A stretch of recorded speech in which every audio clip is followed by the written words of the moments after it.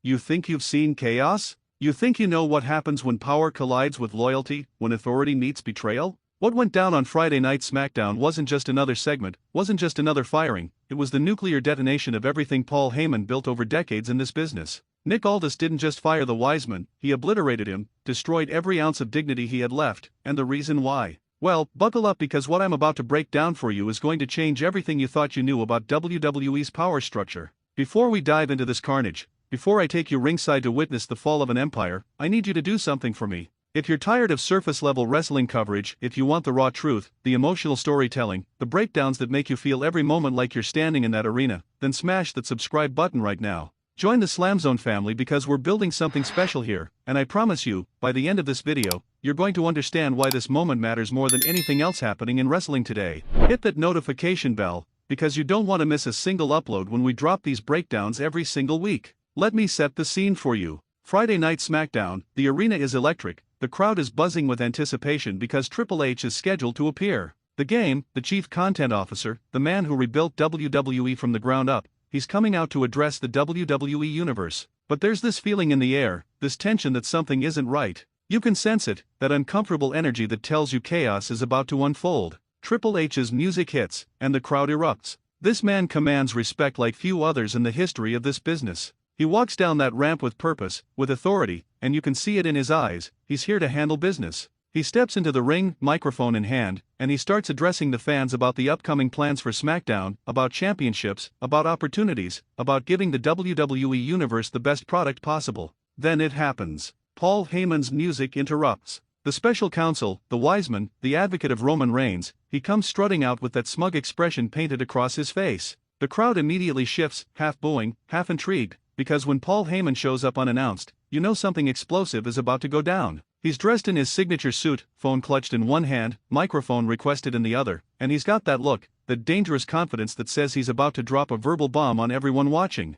Heyman enters the ring, and Triple H's expression hardens. These two have history, complicated history, business dealings that go back years, and the tension between them is thick enough to cut with a knife. Heyman starts talking, running his mouth the way only he can, weaving words together like weapons. He questions Triple H's leadership, questions his decisions, brings up Roman Reigns, brings up the bloodline, suggests that maybe, just maybe, Triple H isn't fit to run this show the way it needs to be run. The crowd is on edge. You can hear the murmurs, the gasps, people pulling out their phones to record because they know this is about to become a moment. Triple H stands there, jaw clenched, letting Heyman dig his own grave with every syllable. And Paul, he just keeps going, pushing further, crossing lines that should never be crossed, disrespecting the man who controls his future in this company. Then Heyman makes the fatal mistake. In a moment of pure arrogance, fueled by years of being protected, years of being untouchable because of his association with Roman Reigns, Paul Heyman physically shoves Triple H. Not hard, but enough. Enough to cross the line from verbal warfare into physical confrontation. The arena goes silent for a split second, that collective gasp where everyone realizes what just happened, and then the place absolutely explodes with reaction. Triple H's eyes darken. You can see the shift, from corporate executive to the cerebral assassin, from suit and tie to the fighter who built his legacy on destroying anyone who challenged him. But he doesn't strike back. He doesn't need to. Instead, he backs away slightly, picks up the microphone, and his voice cuts through the chaos like a blade. He tells Heyman that he just made the biggest mistake of his career, that there are consequences for putting your hands on management, consequences that can't be undone. The crowd is chanting now, some screaming for Triple H to lay Heyman out, others sensing that something bigger is coming, something more devastating than a simple pedigree on the mat. And that's when Nick Aldis appears. The SmackDown general manager storms down that ramp with fury in his eyes, security flanking him on both sides, and you can feel the authority radiating off this man. Nick Aldis isn't playing games, isn't here for negotiations or second chances. He slides into the ring, gets face to face with Paul Heyman, and the Wiseman suddenly realizes his protection is gone. Roman's not here. The bloodline isn't backing him up. He's alone, truly alone for the first time in years. Aldis starts unloading, verbally destroying Heyman in front of the world. He breaks down every transgression, every time Paul has manipulated situations backstage, every instance of disrespect, culminating in this moment where he physically assaulted the chief content officer. The crowd is eating it up, chanting "You deserve it," because they've watched Heyman operate in the shadows for so long, watched him scheme and manipulate without facing real consequences. Heyman tries to talk his way out. Of course he does. That's what he's best at, crafting narratives, spinning situations to his advantage. He brings up his decades of service to WWE, his work with Brock Lesnar, with CM Punk, with Roman Reigns, trying to leverage his legacy as a shield against what's coming. But Aldis isn't having it. He cuts Heyman off mid-sentence, and the authority in his voice shakes the entire building. Nick Aldis tells Paul Heyman that effective immediately, he's suspended indefinitely pending a full investigation into his conduct. But even as those words hang in the air, you can tell it's not enough. Triple H steps forward, and the two authority figures exchange a look, a silent communication that tells you the hammer is about to fall even harder. Triple H takes the microphone back. The crowd is deafening now, sensing the execution is coming, and the game doesn't disappoint. He explains that after consultation with Nick Aldis and WWE management, the decision has been made that suspension isn't sufficient punishment for physically attacking a company executive on live television. The only appropriate response, the only message that can be sent to the entire roster about acceptable conduct, is termination. Paul Heyman is fired. The words echo through the arena like a gunshot. Heyman's face drains of color, the reality crashing down on him like a collapsing building. His career in WWE, his position of power, his entire identity tied to being backstage, pulling strings, advocating for champions, it's all gone in an instant. Security moves in, and the visual is devastating. Paul Heyman, the man who stood beside the greatest wrestlers of multiple generations, is being escorted out of the ring like a criminal. He's pleading now, shouting about lawyers, about wrongful termination, about how Roman Reigns will hear about this, but his words are hollow, desperate echoes of a man watching his empire crumble. The crowd is chanting na-na-na-na, hey hey hey, goodbye as Heyman is walked up the ramp, and you can see genuine emotion on his face, whether it's shock, anger, or the crushing weight of consequences, it's real. Nick Aldis stands tall in the ring, having delivered the most significant punishment of his tenure as general manager.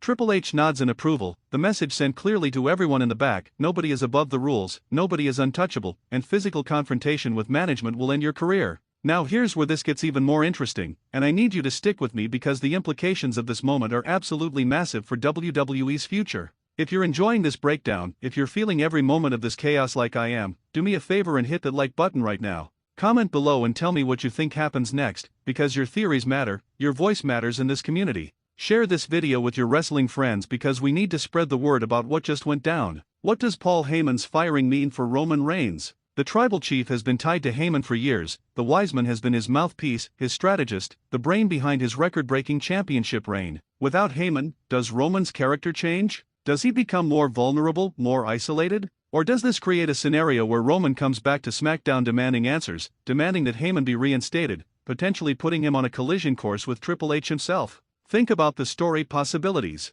Roman Reigns versus the entire WWE power structure. The tribal chief trying to overturn a corporate decision, using his star power as leverage, threatening to walk away unless his special counsel is brought back. That's compelling television, that's the kind of long-term storytelling that keeps us invested week after week. And what about the bloodline? Solo Sikoa has been running things in Roman's absence, trying to hold together the family, but Heyman was always the glue, the voice of reason who could navigate the political waters backstage. Without him, does the bloodline fracture further? Do we see internal conflict escalate to the point where the entire faction implodes? Nick Aldis proved something crucial tonight. He's not a puppet general manager who exists just to make matches and get pushed around by talent. He has teeth, he has authority, and he's willing to use it. This firing establishes him as a legitimate power player on SmackDown, someone who can make career-altering decisions and follow through regardless of backlash. That's important for the long-term credibility of the show. But let's talk about Triple H for a moment, because his restraint in this situation was masterful. A younger Triple H, the man who ran DX and waged wars against authority figures, might have hit back physically.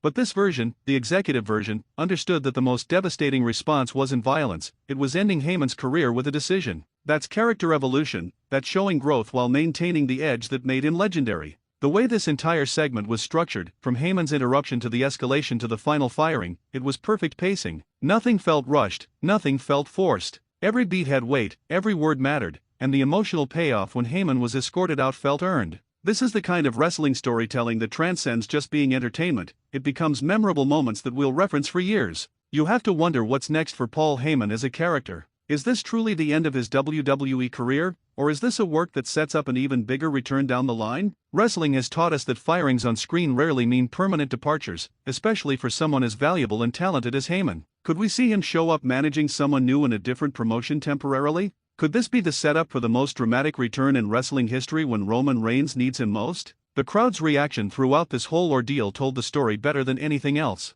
They were invested, emotionally connected to every moment, and that's when wrestling is at its absolute best. When you can make thousands of people in an arena and millions watching at home feel something real, feel genuine shock and satisfaction, you've accomplished what this art form is supposed to do. So here's what I think happens next, and I want you to tell me if you agree. Roman Reigns returns to SmackDown within the next few weeks, absolutely furious about Heyman's firing. He demands a meeting with Triple H, which turns into a confrontation that sets up a major storyline heading into the next Premium Live event. Meanwhile, the bloodline struggles without Heyman's guidance, leading to mistakes, losses, and internal blame that tears them apart from within. And somewhere down the line, maybe at WrestleMania season, we get Heyman's triumphant return when the tribal chief needs him most, creating one of those goosebump-inducing moments that WWE does better than anyone. This is the kind of long-term storytelling that separates good wrestling programming from legendary television. This is where stars are made, where legacies are cemented, where moments become immortal. And you just witnessed it happen live on SmackDown. Before I let you go, I need you to do something for me, for yourself, for this incredible community we're building here at SLAMZONE. Hit that subscribe button if you haven't already,